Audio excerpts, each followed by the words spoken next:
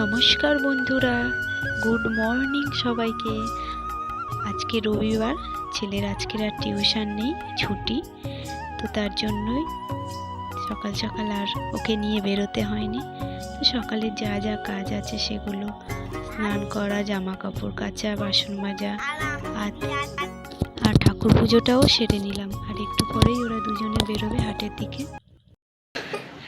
ভালো লেগেছে, যাও কি নিয়ে আসবে, কি কিনে নিয়ে আসবে?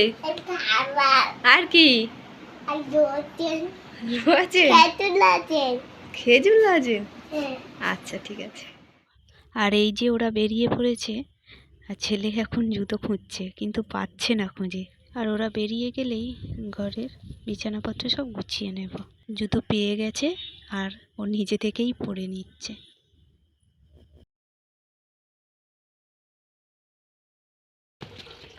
টাটা।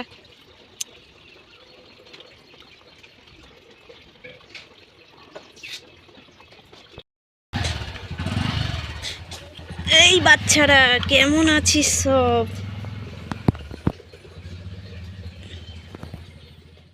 আর এগুলো ছোট্ট ছোট্ট খরগোশের বাচ্চা, এদের বয়স ওই মাসখানেকের মতোই হবে।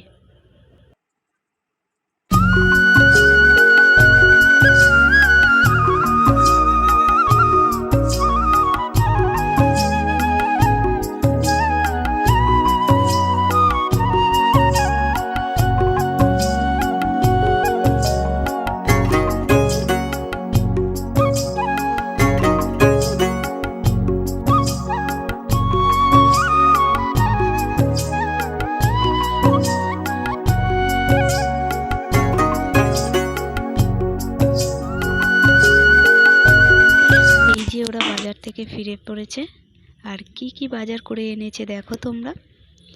তো ছেলের বিস্কুট, চানাচুর, দই এনেছে, দইয়ের প্যাকেট এনেছে, তেল এনেছে, আরও যা যা লাগে সাংসারিক বাজার। আরও একটা জিনিস এনেছে, দেখো, চিনতে পারো কি? দেখো, ওই যে ওটাকে কি বলে। আর এনেছে এই কালো প্যাকেটটাই চিংড়ি। আজকে হবে চিংড়ির মালাইকারি, এঁচোড় কোপ্তা কারি আর আমের চাটনি। আর এই চিংড়ি কেটে ভালো করে ধুয়ে মাখিয়ে, নুন মাখিয়ে রেখে দিলাম। আর এদিকে ভাত বসিয়ে নিলাম। আর তারপরে এঁচোড়, আলু প্রেশার কুকারে সিটি দিয়ে দিলাম। এবার ওটাকে ভালো করে সেদ্ধ করে নেব। এই যে সেদ্ধও হয়ে গেছে।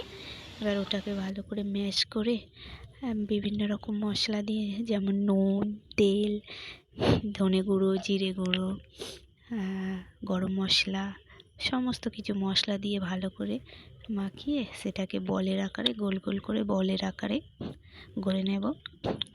আর তারপরে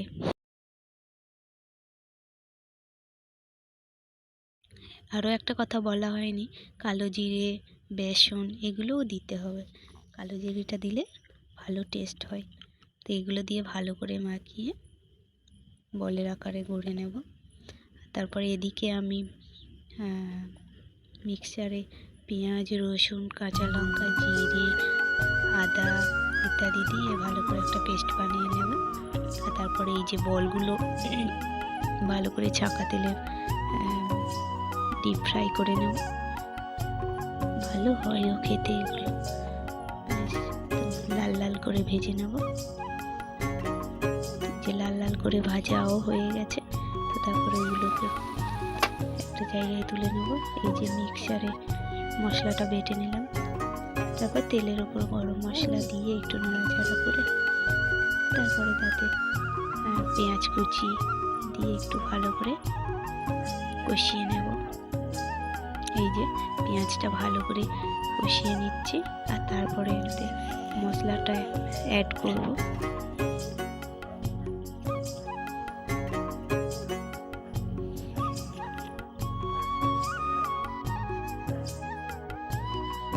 এই যে এবার মশলাটা অ্যাড করে দেব, দিয়ে আবারও ভালো করে কিছুক্ষণ নাড়াচাড়া করে ভালো, তার উপরে লঙ্কা, হলুদ, নুন দিয়ে কিছুক্ষণ ভালো করে আবারও নাড়াচাড়া করে মশলাটাকে ভালো করে কষিয়ে নেব।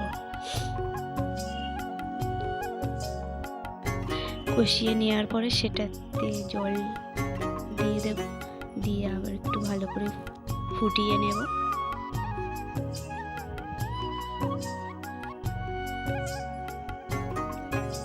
ব্যাস ফুটে উঠতেই কোপ্তাগুলো মিশিয়ে দিয়ে দিলাম। আবার কিছুক্ষণ ফুটিয়ে নিয়ে ওটাকে নামিয়ে নেব। তার উপর একটু নুন, তার উপরে একটু চিনি আর গরম মশলা ওপর থেকে দিয়ে দেবো। দিলেই হয়ে যাবে রেডি এঁচোড়ের কোপ্তা কারি।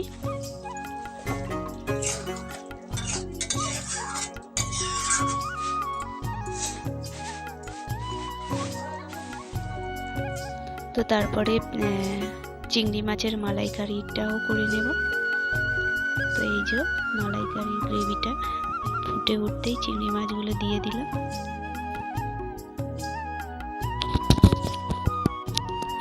তো এরপর বানিয়ে নেব আমের চাটনি। তো প্রথমে কড়াইতে তেল দিয়ে দিলাম, তারপরে তেলটা গরম হয়ে যেতে একটু শুকনো লঙ্কা আর সর্ষে ফোড়ন দিয়ে দিলাম। তারপরে আমগুলো দিয়ে একটু ভালো করে কষিয়ে নিয়ে তাতে একটু হলুদ নুন দিয়ে ভালো করে কষিয়ে নিয়ে জল ঢেলে দেবো। ব্যাস জল ঢেলে দিলাম। দিয়ে এই যে জলটা একটু ফুটে উঠলে তারপরে আমগুলো সেদ্ধ হয়ে গেলে তাতে চিনি দিয়ে একটু ভালো করে সেদ্ধ করে নিলেই রেডি আমের চাটনি। তো এরপর আমাদের খাওয়া দাওয়ার পর্ব। তো খাওয়া দাওয়ার সেরে বলছি, বিকালবেলা ঘুম থেকে উঠেই বসে পড়েছি সেলাই মেশিনে, কারণ একটা কাস্টমার তার 3টে ব্লাউজ দিয়ে গেছে বডি ফিটিংস করার জন্য আর সেলাই করার জন্য, আর হুক ঘরগুলোও সেলাই করার জন্য। তো সেটা নিয়ে বসে পড়েছি এখন। তো এরপরে মাঠের দিকে ঘুরতে যাব। এই যে মাঠে ঘুরতেও চলে এসেছি। এটা হচ্ছে আমাদের মাঠ জমি। তো এই যে ধান চাষ হয়েছে, এগুলো আমাদেরই ধান জমি। হ্যাঁ হ্যাঁ, তাহলে হ্যাঁ 3 আর 0 পাশে 0 দাও, তাহলে 3 10 কত হলো?